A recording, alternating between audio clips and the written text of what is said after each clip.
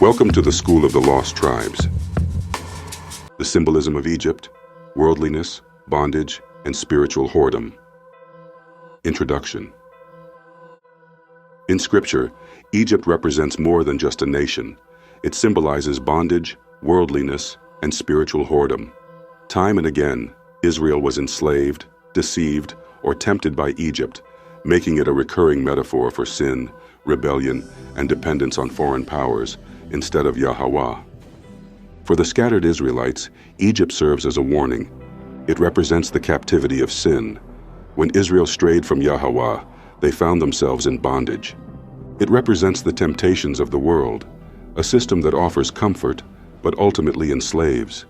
It represents spiritual adultery, trusting in other nations and gods rather than Yahweh. 1.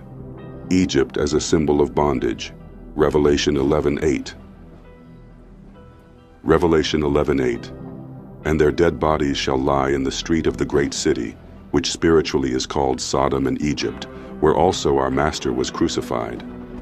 Egypt is used spiritually to describe oppression and rebellion against Yahweh. The great city, Mystery Babylon, is compared to Egypt and Sodom, meaning it is full of sin, slavery, and wickedness.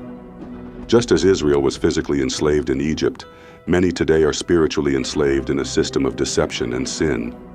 For the scattered Israelites, this verse is a warning that the modern world is another form of Egypt, keeping them in bondage through false doctrines, materialism, and sin. 2. Egypt as a symbol of whoredom. Ezekiel 23:3, 4, 8, 19.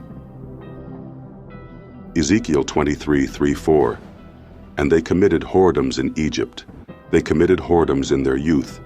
There were their breasts pressed, and there they bruised the teats of their virginity. And the names of them were Aholah the elder, and Aholibah her sister, and they were mine, and they bare sons and daughters. Thus were their names.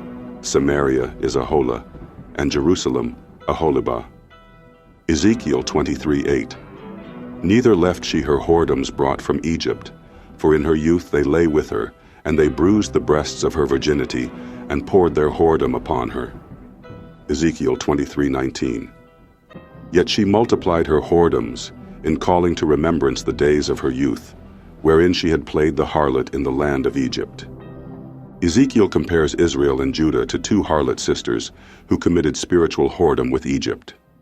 Egypt represents trusting in worldly nations instead of Yahweh, turning to political alliances, pagan practices, and idolatry. The phrase, "she did not leave her whoredoms from Egypt," means Israel never fully abandoned the corrupt ways learned during captivity. For the scattered Israelites, this is a warning against returning to spiritual Egypt, depending on the systems of the world instead of walking in faith and obedience to Yahweh. 3. Egypt as a warning to Israel, Deuteronomy 16. But he shall not multiply horses to himself, nor cause the people to return to Egypt, to the end that he should multiply horses. Forasmuch as Yahweh hath said unto you, ye shall henceforth return no more that way. Isaiah 31:1. Woe to them that go down to Egypt for help, and stay on horses, and trust in chariots, because they are many, and in horsemen, because they are very strong. But they look not unto the Holy One of Israel, neither seek Yahweh. Hosea 11:5. He shall not return into the land of Egypt, but the Assyrian shall be his king, because they refused to return. Egypt was a land of captivity, but Israel kept wanting to return to it for security. Yahweh commanded Israel never to go back, yet they constantly trusted Egypt's military and riches instead of Yahweh.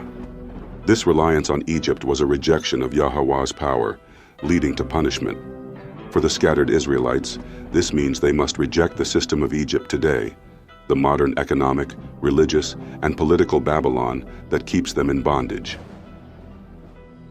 Conclusion. Egypt as a warning against bondage and worldly corruption. The symbolism of Egypt teaches a powerful lesson. Egypt is a place of bondage and oppression. Revelation 11:8. Egypt represents spiritual whoredom, trusting in the world instead of Yahweh. Ezekiel 23:3-4, 8, 19. Yahweh warns Israel never to return to Egypt, but they continue to do so. Deuteronomy 17:16, Isaiah 31:1, Hosea 11:5. For the scattered Israelites, the message is clear. Come out of Egypt. Reject the spiritual captivity of false doctrines, worldliness, and sin. Stop depending on the system. Do not trust in worldly power, governments, or alliances instead of Yahweh. Be spiritually circumcised. Cut off the ways of Egypt and walk fully in obedience. Are you still in Egypt? Yahweh is calling his people out of Egypt. Will you leave behind the bondage of this world and return to his covenant?